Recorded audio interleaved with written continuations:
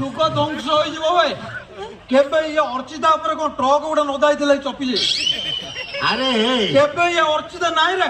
ବିଶ୍ୱାସ କର ତାଙ୍କ ପରିବାରଟା ଏମିତିଆ, ସେ କେତେବେଳେ ପେଟ ଫୁଲେଇବେ, କେତେବେଳେ ନିଜକୁ ମୂଷା କରିଦେବେ, କେତେବେଳେ ନିଜକୁ ହାତୀ କରିଦେବେ। ଆକ୍ଟର ମାନେ ନିଜର ଚରିତ୍ର ପାଇଁ ବିଭିନ୍ନ ପ୍ରକାର ଜାଗାକୁ ଚାଲିଯାଆନ୍ତି। ତେଣୁ ମ୍ୟାଡାମଙ୍କର ଗୋଟେ ଛୋଟ ପିଲା ରୋଲ ଅଛି, ସେଇଥିପାଇଁ ସେ ହାଇଟ୍ କମେଇ କମେଇ 8 ଦିନ ତଳେ ମୁଁ ଦେଖିଥିଲି ଏତିକି ଥିଲେ, ଆହୁରି ବୋଧେ କମେଇକି ଏଡ଼ିକିଟି ସେ କରିଦେବେ। କେବେ ଇଏ ଅର୍ଚିତା ନାଇଁ।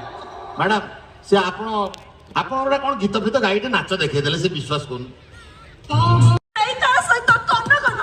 ଆରେ ଅର୍ଚିତା କି ନାଇଁ ମୁଁ ପରୀକ୍ଷା କରୁଥିଲି। ଯଦି ଇଏ ଯଦି ସତରେ ଅର୍ଚିତା ହେଇଥାନ୍ତା ହିଲ ଖୋଲି ଶିଖିଥାନ୍ତା। ଇଏ ଅର୍ଚିତା ନାଇଁ, ଇଏ ଗୋଟେ ବ୍ରାସ୍ ପାର୍ଟି ଡ୍ୟାନ୍ସର। ଇଏ ଅର୍ଚିତା ନାଇଁ।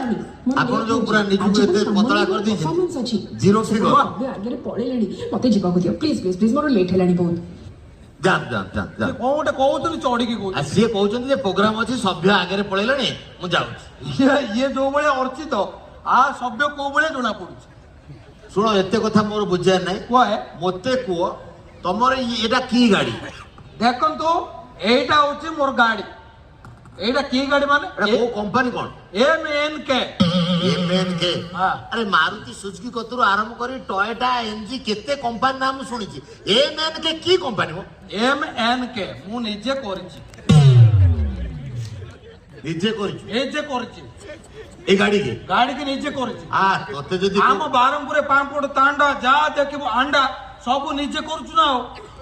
ଗାଡିଟା ନିଜେ ଗାଡି ନିଜେ କରୁଛି। ହ୍ୟାଣ୍ଡେଲ ଅଛି, ଷ୍ଟିୟରିଂ ଅଛି। ଆମ ଟ୍ରାଫିକ ଡିପାର୍ଟମେଣ୍ଟ କହିକି ତୋତେ ଗୋଟେ ଚିଠି ଦିଆ ହବ, ତୋତେ ଗୋଟେ ନମ୍ବରରେ ଆର ବର୍ଷକୁ ଆୱାର୍ଡ ଦିଆଯିବ ଗୋଟେ ବେଷ୍ଟ ଇଞ୍ଜିନିୟର, ହେଲା କି?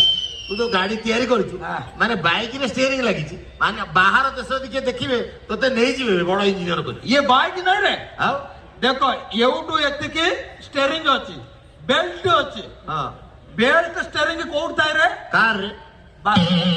ଆଗଟା ହେଲା କାର, ପଛରେ ମୋ ମାଇକ ନେ ବସୁଛି, ତା ମୁଣ୍ଡରେ ହେଲମେଟ ଅଛି, ତେଣୁ ପଛଟା ହଉଛି ସ୍କୁଟି।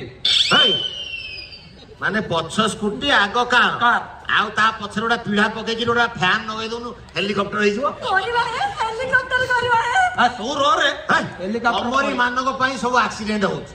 ବାରମ୍ବାର ସୂଚନା ଦିଆ ହଉଛି, ଗାଡି ଚଲାଅ, ସୁରକ୍ଷିତ ଭାବରେ ଯାଅ, ହେଲମେଟ ପିନ୍ଧ, 2 ଜଣ ଗଲେ ଡବଲ ହେଲମେଟ ପିନ୍ଧ।